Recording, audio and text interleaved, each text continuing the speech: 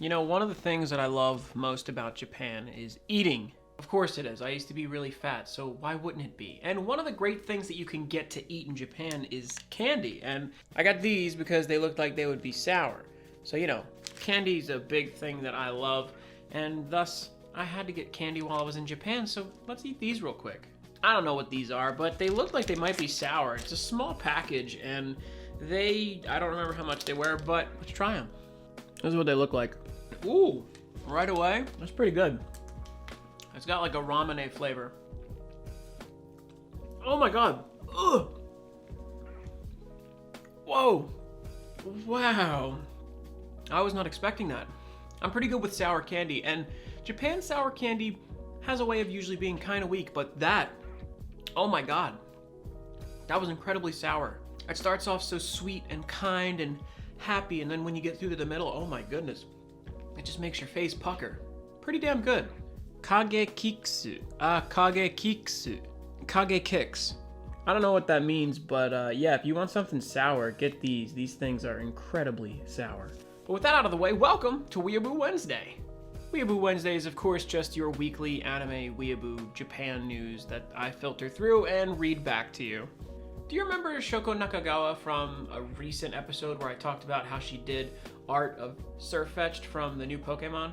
Well, in addition to being a good artist, she is also a pop idol and many other things in the anime industry, and thus she recently tweeted that she is going to be a key animator for Pokemon Sun and Moon's final episode. She tweeted a sample of part of the animation that she did and basically asked everybody to go check it out in the final episode, as well as listen to her song for Pokemon, which is called Type Wild.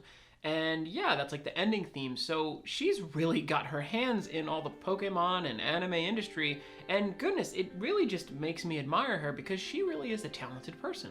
Nippon Ichi finally released another trailer for Void Terrarium, which is something I talked about recently. It was this game where they were releasing trailers bit by bit, where it was just sort of a little animation, very foggy, you couldn't really tell what was going on, very mysterious, and I liked the way that they released these trailers, and thus it all culminated with them revealing this new game.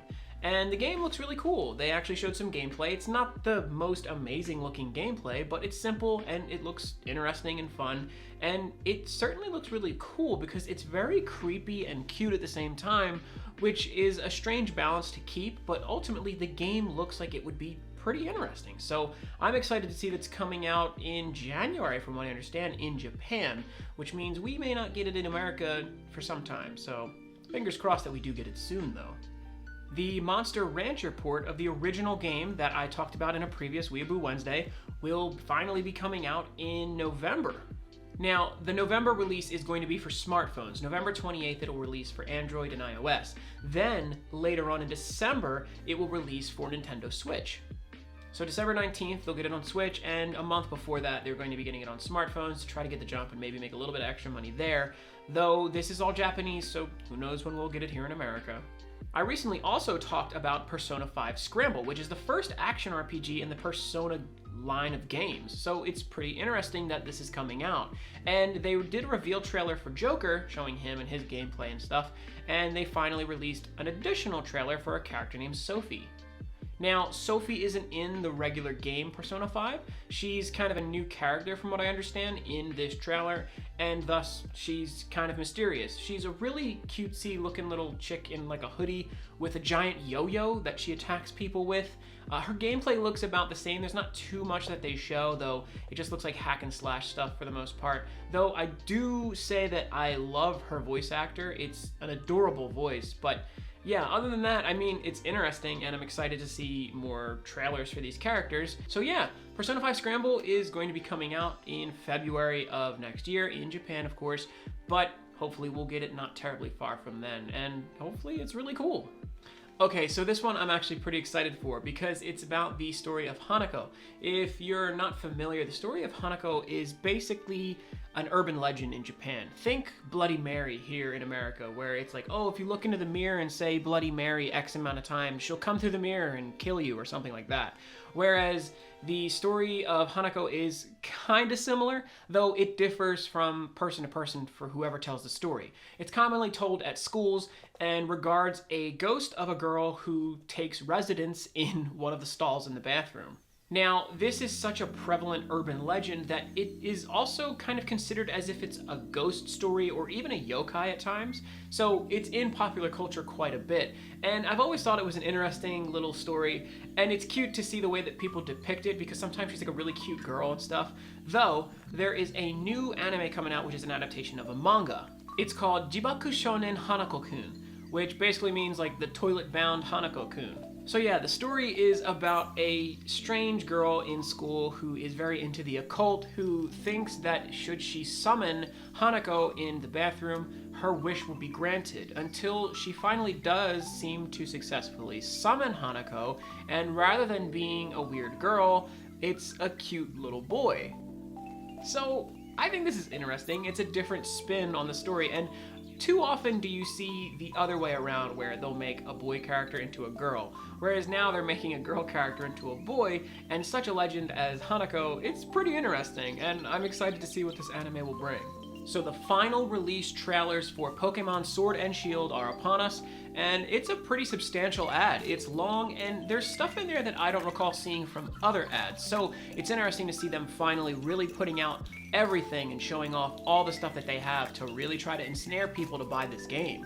Now, a lot of people have said that they're very disappointed in the development of this one. People are mad about the roster being a little bit weaker. Personally, I think this looks like an interesting Pokemon game. All the stuff that we've seen so far is pretty interesting. I like all the new characters. All the models for them seem pretty interesting and diverse from one another. They're very different looking, which I think is cool.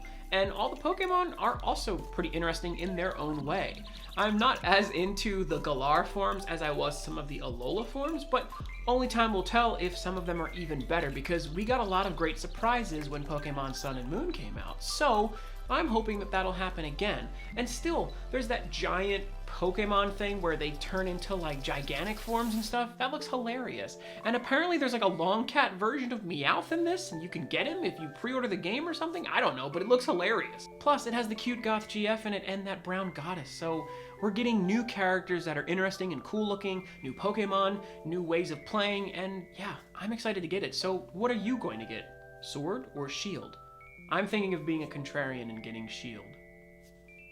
Watam is a game being made by the creator of Katamari Damacy, and it's an interesting, weird little game, and they've revealed a final trailer which says it's coming out in December. This makes me really happy because the character is like almost insinuating, yeah, it's for the holiday season, and I like that because I want to be happy during the holidays, so if I play this happy, fun, cute game, that'll make me even happier. So I'm excited to see it. It comes out December 17th. Okay, so the Sonic trailer got fixed. They re-released the Sonic trailer with all new graphics and a lot of new cinematography from what I can tell. There's definitely shots there that I didn't see in the previous trailer, and I've got to say, it just blows the other one away. I'm sure everybody's already talked about this because the minute the trailer dropped, I saw so many vultures trying to make terrible, stupid reaction videos. Oh my god, look at Sonic, wow!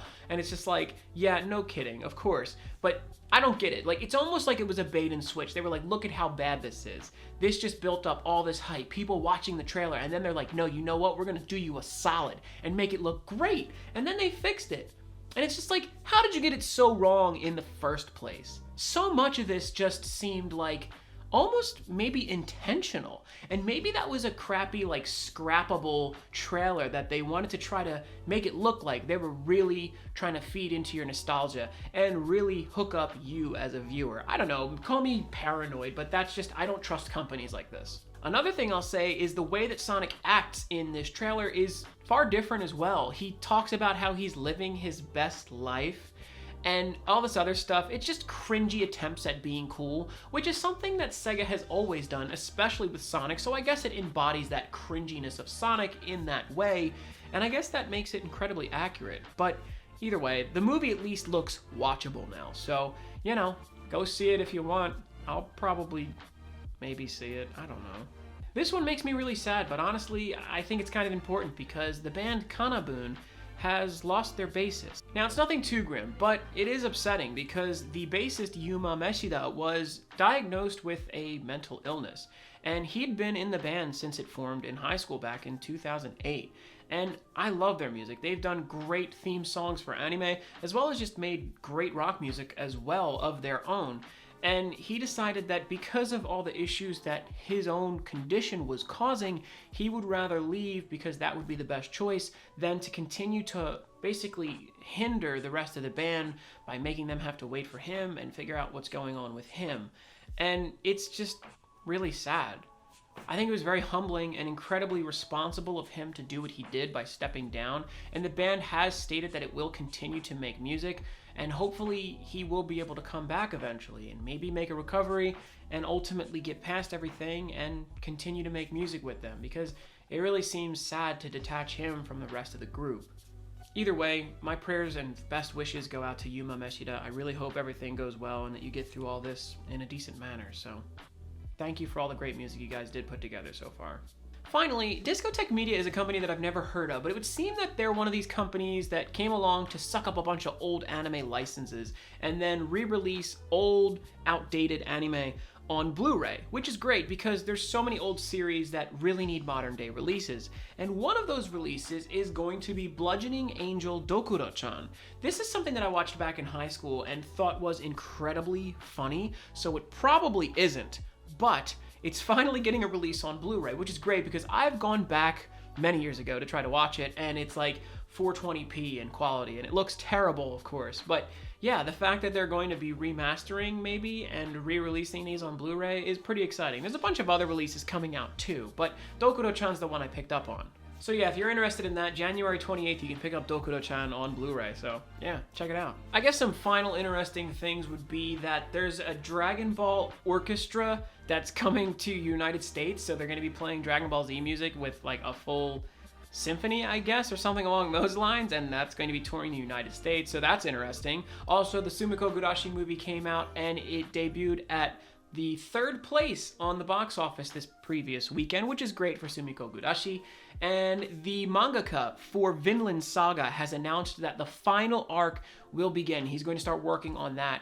And though it is the final arc, he says it could potentially take him like up to 2 years to finish. So apparently the last arc of Vinland Saga is going to be incredibly long. So that's great because we'll get plenty more out of that series, which is great and awesome and violent and gross. So if you're into that, make sure to go check it out. Until the next time we meet, thank you so much for watching. That was everything. I'm gonna eat another one of those blue things.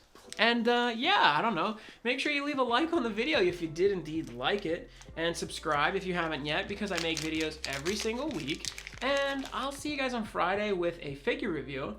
Until then, if you want to watch another video, I'm going to go ahead and link it right here. Even if you have seen it, go ahead and click it because it helps the channel. Make sure to comment something too. Which Pokemon are you going to get? I'll see you next time, guys. I love you so much. This thing's going to make me start screaming and crying.